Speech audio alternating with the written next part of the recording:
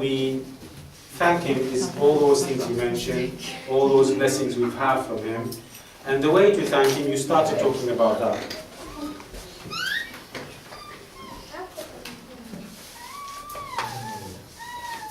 So how we thank Allah.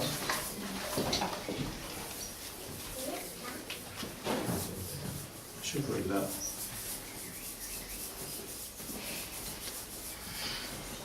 Thanking Allah is the number one matter. Muslims always should be grateful and thankful to Allah. You also mentioned khawfillah, fearing Allah, being fearful. Taqwa Allah, being respectful and mindful.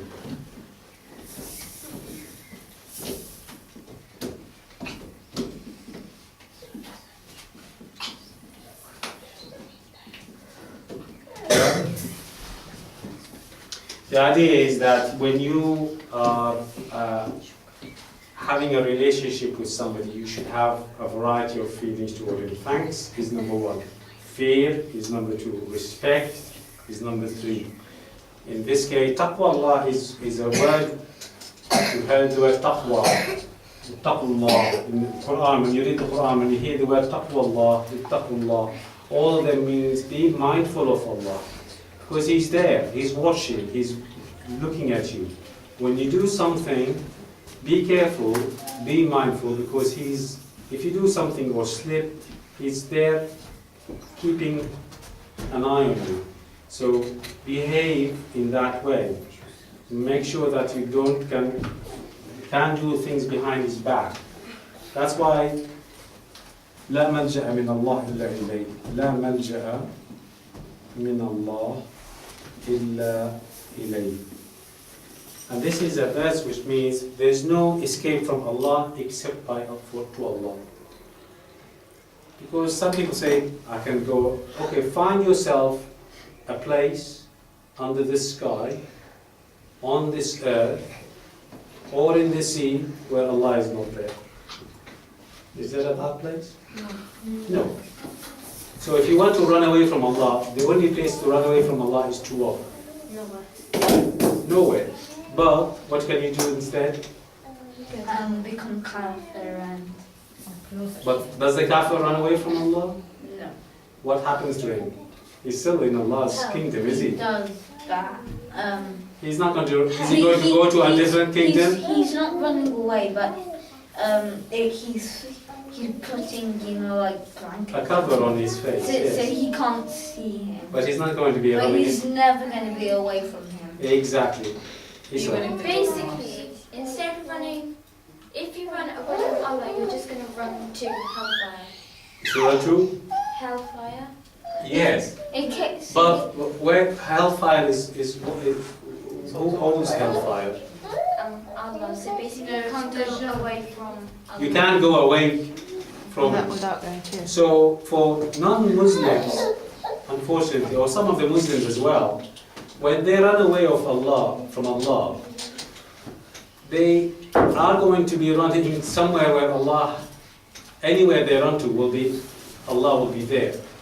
So for a good Muslim, if he wants to run away, where should he know I can find help? If I run away because I've done something bad and I'm worried about my punishment from Allah, where should I run to? Straight to Allah. Yes. So you run away from Allah to Allah. Yeah? From the one you fear, run back to Him and ask for forgiveness. Yeah? So that's why لا ملجأ من الله إلا إليه. There is no refuge, there is no escape from Allah except by going back to Allah. You make a mistake, don't think that Allah will not open His arms and take you back in and give you forgiveness if you ask for it. So run back. So when you do something bad and you know that you slipped and your mom will punish you, yeah? Are you going to leave your mom behind? What are you going to do then? I'm going to ask my mom for forgiveness. So you're going to go back to her and ask her for forgiveness. Why do you want to do that? Because I don't want to, because I basically love her more than Because you love her, I exactly. don't want to break our relationship. Exactly. You don't want to break your own relationship with her. It's important. So it is important. We love Allah, we fear Allah, but we love Allah, and that's why when we do something wrong, we go back to Him, because we trust that His love will allow Him to forgive us, and we can then be at peace.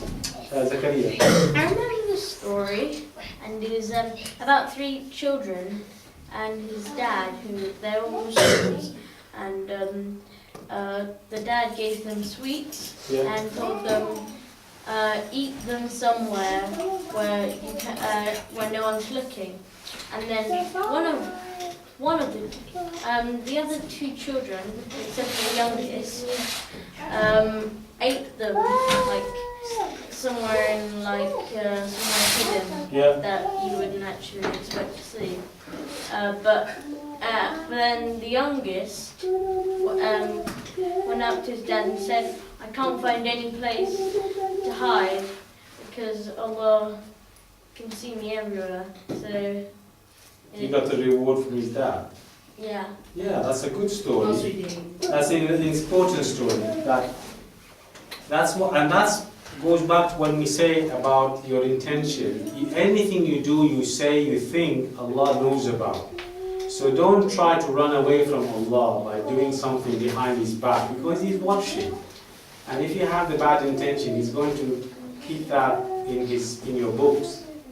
So, okay, you might have done something.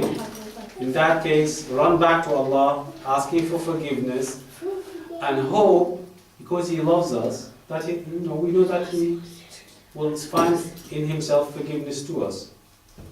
So that's important to know. Any questions? Sav? No, that I don't know if it's in hadith or I don't know where I heard it, but like that a man who told someone to when he died to burn his ashes and spread it all around because he never wanted to meet Allah, and then someone told him that no matter where you put yourself, we're all raised in the same place. I don't know where I heard that from, but Well, the thing is that Allah has made us from this earth, and therefore He won't have any problem in gathering us in a new body and putting our soul back in that body and then facing Him. So He's around us all the time, and He's going to be and that's why I think it's important to recognize that and have that kind of relationship of being thankful, fearful. So it's like a bird. It's always an example of a bird. When you're always Muslims, it's like a bird flying with 2 wings. One wing is fear of Allah, and the other wing is hope in Allah. you can't fly without. So that you can't fly with one without the other. Too much fears means that if you make so many mistakes, you think, oh, I'm so worried that Allah will not forgive me, that you just be desperate and then you will not run back to Him and ask for forgiveness. Too much hope means that you just carry on doing all the things and slipping and just saying, okay, fine, He's going to forgive me at the end. And in that case, you just carry on not doing the things the right way. So you need to have both, fear and hope, fear and love, because that's how your life should be. So this is the adab of Allah, having all those kind of feelings and behaving in that way according to those feelings with Allah. And then you mentioned some of the things, and the best way to behave with any kind of situation you have in your life, the best adab you can, is the adab of the Prophet ﷺ, what he did when he had these situations. So he is the best of those who have adab with Allah and with the rest of creation. Therefore, by following him, by following his manners, we are going to be following the best way of having adab with Allah. You said? My mum always tells me that in everything you do, always strike a balance. Yeah. And like whenever we do something, sometimes she asks me what happens, what's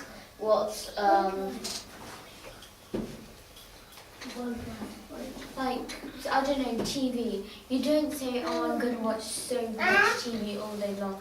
But you don't say, I'm not going to do any. So you have to strike a balance. Like, Yeah. sometimes And watch it, but don't. I think they're relating it to the fear and hope balance. So Yes, that's the balance is important. But going back to watching TV or any action, first of all, think about what are you watching on TV. Okay. Are you watching something which you think will be good for you? Okay, fine. I want to watch some cartoons. Okay, I want to laugh because I feel a bit bored and miserable, and I want just to have a bit of a light time. Okay, fine. What do you want to do then afterwards? Is it because you are having a break between your lessons and you want to go back to a lesson refreshed? Maybe watching a bit of TV is fine for that reason. But watching a bit of TV because I have nothing to do with my time. What about your homework? What about helping your mom, your dad, you looking after your family? All these jobs needs to be done as well. Yeah? What if you've done all of that? You've done all of balance them, it out. and then you can have a break. But then when you've done them quickly, it means that you are now ready to do more jobs. Yeah? I would like to sit and watch TV and cartoons every now and then, but I have to look after my family. I have to prepare for my lesson. I have to do these things. So as I get older and more efficient in doing things, I have to do more things. Yeah, because my time needs to be used in A good man. a good way. Exactly. And all of your time needs to, you should prevent filling your time with bad stuff Yes. and spend more time filling your time. It's And recapping what's our the reason behind that? Why do you think I should keep my time filled with good stuff? So we go to Jannah and then If you don't. no, so because if Yes, if yes. you No, it's a don't, good reason. It's a good if reason. if you fill your time with good stuff, it will become the custom.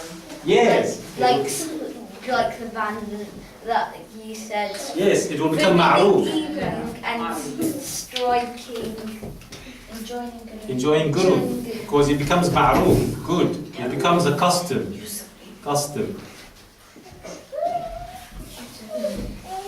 It becomes a custom to you, a habit. And that's a good habit which keeps you alive. It keeps you living a good life.